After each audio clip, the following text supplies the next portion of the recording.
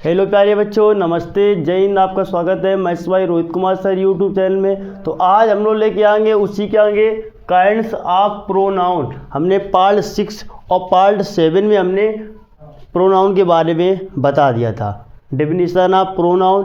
इसके बाद kinds of pronoun, और काइंड्स ऑफ प्रोनाउन में हमने 1 और 2 हमने इसको क्या कर दिया, करवा दिया बहुत अच्छे तरीके से। सबसे पहले जिन लोगों ने ये इनको नहीं पढ़ा है, पहले जाकर वो वीडियो ज़रूर देखना। आपको maths by Rohit Kumar sir आपको यूट्यूब चैनल खोलना है। वहाँ पर इंग्लिश ग्रामर की आप लोगों को प्लेलिस्ट हमने डाल दी है। जिन बच्चों का अभी प्लेलिस्ट कंप्लीट नहीं है वो जाकर ज़रूर देख ले। क्लास 4 का बच्चा हो या क्लास 5 का हो या क्लास 6 या क्लास 7 या क्लास 8, किसी भी क्लास का बच्चा हो वो जाकर हमने प्लेलिस्ट डाल दी है इंग्लिश ग्रामर की। वो जाकर वहाँ से बेसिक से एकदम हमने सिखाया है, वहाँ जाकर कंप्लीट कर ले। उसी के आगे ये भी आज डाल देंगे, वीडियो अपलोड हो जाएगा सुबह 6 बजे। ठीक है, तो आज चलते हैं आगे। नंबर 3 पर चलते हैं। 2 नंबर तक हमने करवा दिया है। नंबर 3 हमारा कह रहा है कि इंट्रोगेटिव प्रोनाउन। क्या कह रहा है कि इंट्रोगेटिव प्रोनाउन क्या होता है, समझते हैं। इंट्रोगेटिव प्रोनाउन क्या होता है। इंट्रोगेटिव प्रोनाउन की हिंदी होती है प्रश्नवाचक सर्वनाम, यानी कि ऐसे सर्वनाम जिनमें प्रश्न पूछा जाता है, वह हमारा इंट्रोगेटिव प्रोनाउन कहलाता है। क्या कहा कि अगर डेफिनेशन ऑफ इंट्रोगेटिव प्रोनाउन की अगर आ जाए तो क्या लिखेंगे, ऐसे सर्वनाम जिनका प्रयोग प्रश्न पूछने के लिए किया जाता है उन्हें हम इंट्रोगेटिव प्रोनाउन कहते हैं। एज एग्जाम्पल पूछ लिया जाए, व्हाट डू यू वांट, तुम क्या चाहते हो। तुमसे प्रश्न पूछा गया, व्हाट डू यू वांट, तुम क्या चाहते हो। यहाँ पर प्रश्नसूचक वाक्य आएंगे, क्या, कब, क्यों, कैसे, कहाँ, ये आज सब तुमको यहाँ पर मिलेंगे। जैसे व्हाट इज योर नेम, तुम्हारा क्या नाम है, यानी कि जिसमें प्रश्न पूछा जाता है वही हमारा इंट्रोगेटिव प्रोनाउन कहलाता है। क्या लिखेंगे, ऐसे प्रोनाउन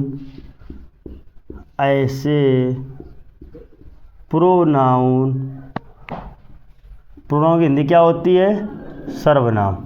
मतलब ऐसे प्रोनाउन जिनका प्रयोग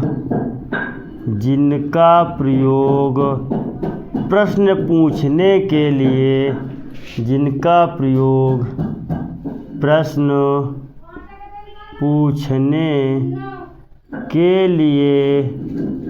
किया जाता है उसे इंट्रोगेटिव प्रोनाउन कहते हैं।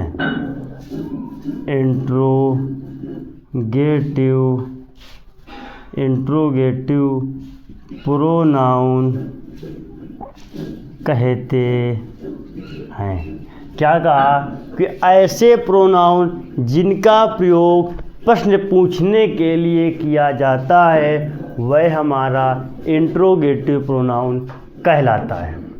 एज एग्जाम्पल की अगर बात करते हैं तो example, what do you want, और लास्ट में क्या लगेगा, क्वेश्चन मार्क। क्या कहा, व्हाट डू यू वांट, तुम क्या चाहते हो। एग्जाम्पल सेकेंड देखते हैं।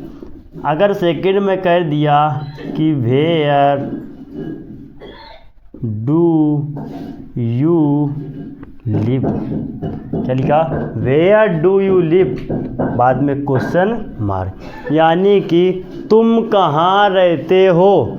तुमसे प्रश्न पूछा गया कि वेयर डू यू लिव, तुम कहाँ रहते हो। आशा करता हूँ आप लोगों को बहुत अच्छे तरीके से इंट्रोगेटिव प्रोनाउन के बारे में पता चल गया होगा। चलते हैं नेक्स्ट। 3 हमारे हो गए। चौथा नंबर हमारा है relative pronoun.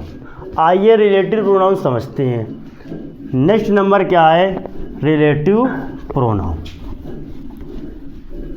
Number 4 relative pronoun. क्या है? Relative pronoun. अब रिलेटिव प्रोनाउन क्या होता है? संबंधवाचक सर्वनाम। क्या होता है? संबंधवाचक सर्वनाम। आइए समझते हैं कि रिलेटिव प्रोनाउन क्या होता है।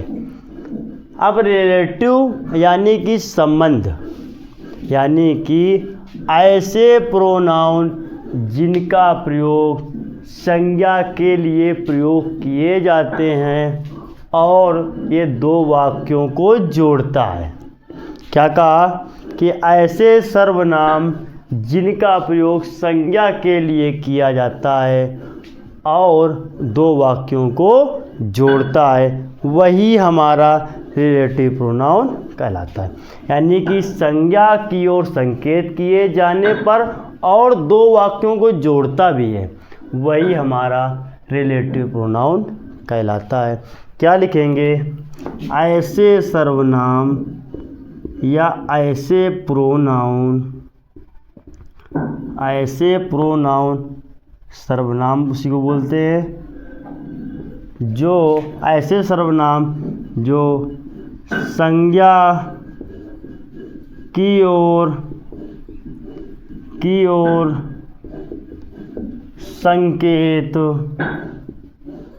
संकेत करने और दो वाक्यों को जोड़ने का कार्य करता है। जोड़ने का कार्य करता है। हमने क्या बताया कि ऐसे प्रोनाउन जो किसी संज्ञा की और संकेत के साथ साथ उनका प्रयोग दो वाक्यों को जोड़ने का कार्य करता है। जैसे आपको हिंदी में एग्जाम्पल देते हैं, अगर परिश्रम करोगे तो अवश्य सफल होगे। यहाँ पर जोड़ने का काम कर रहा है, तो क्या कर रहा है? तो इसके लिए भी एक दो नोट पॉइंट लिख लेना। ये सब तुमको रिलेटिव प्रोनाउन के अंतर्गत मिलेंगे। कौन से? हु भी मिल जाएगा, इसके साथ साथ हु और बीच में हुआ गया, इसके बाद और whom, इसके बाद which, फिर that, etc। अगर ये शब्द तुमको कहीं भी सेंटेंस में अगर दिख जाए तो वह हमारा रिलेटिव प्रोनाउन कहलाता है। एज एग्जाम्पल आपको अगर समझाते हैं, क्या कहा कि I know who come here. यानी कि आपको जोड़ने का यहाँ पर हु कर रहा है ना। मतलब कि आपको सीधे सीधे समझाते हैं कि अगर तुम्हारे पेपर में अगर रिलेटिव प्रोनाउन से संबंधित परिभाषा आ जाए तो आपको कहना है कि ऐसे प्रोनाउन जो संज्ञा की ओर संकेत करने के साथ साथ दो वाक्यों को भी जोड़ता है, वही हमारा रिलेटिव प्रोनाउन कहलाता है। इसके लिए आपको दो चार वर्ड भी लिख दिए हैं, हु, हुम, विच, डैट, यानी कि दो चार ये शब्द लिखे हुए हैं। अगर वाक्य में ये कहीं बीच में मिल जाएं तो वह हमारा रिलेटिव प्रोनाउन कहलाता है। ठीक। I know who come here, क्या आया? हु। आशा करता हूँ ये भी आपको बहुत अच्छे तरीके से समझ में आया होगा। आइए चलते हैं नेक्स्ट 5 नंबर की ओर, एम्फैटिक प्रोनाउन की ओर। क्या कहेंगे? एम्फैटिक प्रोनाउन की ओर। सब लोग डाल लीजिए हेडिंग नंबर 5, एम्फैटिक प्रोनाउन। डाल लीजिए नंबर 5, एम्फैटिक प्रोनाउन। सब डाल दीजिए एम्फैटिक प्रोनाउन यानी दृढ़ता सूचक सर्वनाम। क्या कहेंगे? दृढ़ता सूचक सर्वनाम। क्या क्या है? दृढ़ता सूचक एम्फैटिक प्रोनाउन यानी दृढ़ता सूचक सर्वनाम। इसका परिभाषा कैसे बनेगी? क्या कहेंगे? इसमें सेल्व या सेल्वेज का प्रयोग होता है।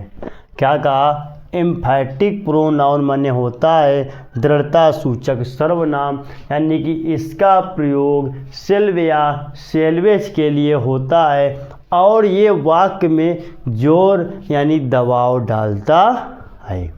इसकी साफ साफ परिभाषा बन रही है कि इस सर्वनाम में क्या कहेंगे? इस सर्वनाम में सेल्व या सेल्वेज का प्रयोग होने के साथ साथ वाक्य में जोर डालने का कार्य करता है, वही हमारा एम्फैटिक प्रोनाउन कहलाता है। जैसे सी her self come to me. आइए क्या लिखेंगे इसमें? क्या लिखेंगे इसमें? सेल्फ या सेल्वेज का प्रयोग होता है। सेल्फ या सेल्वेज का प्रयोग होता है तथा वाक्य में जोर डालने का भी वाक्य करता है, तथा वाक्य में जोर या दबाव डालता है। उन्हें एम्फैटिक प्रोनाउन कहते हैं।